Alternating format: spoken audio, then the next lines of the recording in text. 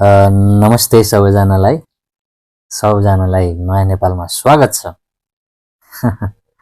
So के छ त नेपाली दाजुभाइ हो तथा दिदीबहिनी तथा सबै वर्गका मेरा प्यारा नेपालीहरू, के छ भन्दाखेरि सबैजना हामी प्रफुल्लितै छौँ जस्तो लाग्छ। हाम्रो मन मस्तिष्क अहिले प्रफुल्लित छ। अब के कुरामा भन्दाखेरि चाहिँ अहिले हामी आज चाहिँ के बारेमा छलफल गर्न गइरहेको छौँ भन्दाखेरि चाहिँ देशको विषयमा, हैन? देशको विषयमा चाहिँ चोट लाएर अहिलेको राजनीतिको बारेमा चाहिँ मलाई केही बोल्न मन लाग्यो, बोल्न चाहन्छु, हैन? यति भन्दै चाहिँ फेरि को नयाँ सामाजिक अभियन्ता आएछ भनेर सोच्नु भएको छ भने चाहिँ त्यस्तो केही पनि होइन। म एउटा आम नागरिक हो। अब के हुँदैछ त हाम्रो देशमा भन्दाखेरि चाहिँ रातारात केही नेताहरूलाई धरपकड गरियो, हैन?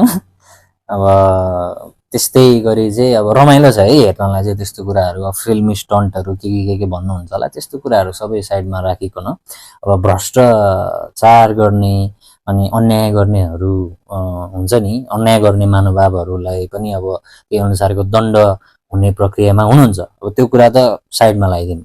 अब एउटा सानो अब्जर्भेसन सेयर गर्न मन लाग्यो क्या मलाई। लगभग यो 2020 कोरोना पछि चाहिँ मैले लगभग बाटोमा हुन्छ नि, अब राइड गर्छु म, होइन? राइड गर्ने क्रममा चाहिँ नेपालीहरू त्यति हाँसिरहेको थिएनौँ क्या हामी। अलिकति रिसाउने बेसी, अलिकति कसैको पनि अनुहारमा त्यो चमकै छैन, अथवा हुन्छ नि सबैजना हुन्छ नि। पहिला त्योभन्दा अगाडि चाहिँ सबैजना खुसी थियौँ हामी, आफ्नो दुनियाँमा मग्न मस्त एक हिसाबको थियौँ, होइन? आफ्नै दुनियाँमा रमाइरहेको थियौँ। तर कोरोना पछाडि चाहिँ थिएन।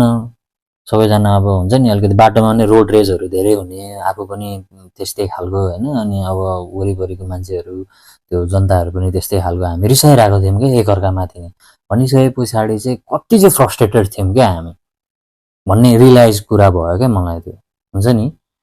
अब अहिले अब लगभग अस्ति नै अब त्यो चुनावको जुन दिउँसोदेखि चाहिँ परिवर्तन मलाई फिल भएको हो क्या। त्यो रिजल्टहरू आउन थालिसके पछाडि चाहिँ एक हिसाबको बाटोमा चलाइरहेछ। अब हुन्छ नि आफू मजाले के भइरहेछ त भन्ने अब देशको त चिन्ता छ मलाई पनि, तपाईँलाई पनि, सबैलाई। अनि त्यस पछाडि अब के भइरहेछ भन्दै म घुम्न गएको थिएँ। अनि घुम्न गएको बेला चाहिँ सबैको अनुहारमा एउटा उज्यालोपन क्या, त्यो हुन्छ नि लगभग चिठा परेको जस्तो अथवा केही हुँदैछ भन्ने एउटा पोजिटिभ एनर्जी जस्तो सबैजना एकअर्कालाई हेरेर हाँसिरहेको छौँ, राइड गर्ने मान्छेहरू पनि क्या।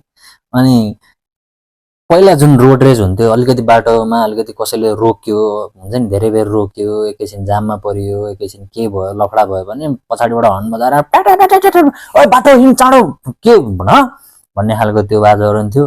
अहिले अलिकति पछाडि म अब त्यति बेलामा उकालोमा अलिक बिस्तारै चलाइरहेको थिएँ, म आनन्दले बिस्तारै चलाइरहेको थिएँ। पछाडिबाट मलाई हर्न चाहिँ हान्यो। हर्न हानिसके पछाडि आवाज ठुलै थियो, तर ठुलै थियो के भने भन्दाखेरि, ए दाई बिस्तारी पछाडि हट्नु न हौ, पछाडि हट्नु भनेर भनौँ क्या। रेस्पेक्टफुल टोन आयो त्यो। अनि को रहेछ त्यो यो भनेर यसरी पास गर्न दिएँ मैले। पास हुँदाखेरि उसको मुखमा पनि मुसुक्क हाँस्यो। मैले नि मुसुक्क हाँसेँ, होइन? भनिसके पछाडि चाहिँ यो सानो कुरा हो। यस्तो सानो चेन्जेस भएको चाहिँ एकदम राम्रो हो। यो भनेको चाहिँ ठुलो परिवर्तनको सङ्केत हो जस्तो लाग्छ है मलाई चाहिँ। अनि किनकि सानै स्केलबाट थाहा हुने हो, सानै स्केलबाट चाहिँ हामीले रुट्सबाट नै खासमा डेभलपमेन्ट चाहेको हो नि त, त्यो बनावटी यताउति भन्दा पनि। र यो विषय त छँदैछ, होइन? हामीले गर्नुपर्ने हाम्रो कुराहरू यताउति सबै छ। तर सबसे पहिला भनेको चाहिँ गर्नै पर्ने भनेको चाहिँ सिक्नै पर्ने, हामीले, मैले, तपाईँले, सबैले चाहिँ सिभिक सेन्स सिक्नुपर्छ। यो नागरिक चेतना चाहिँ हामीले सिक्नै पर्ने हुन्छ। हेर्नुहोस्, किनकि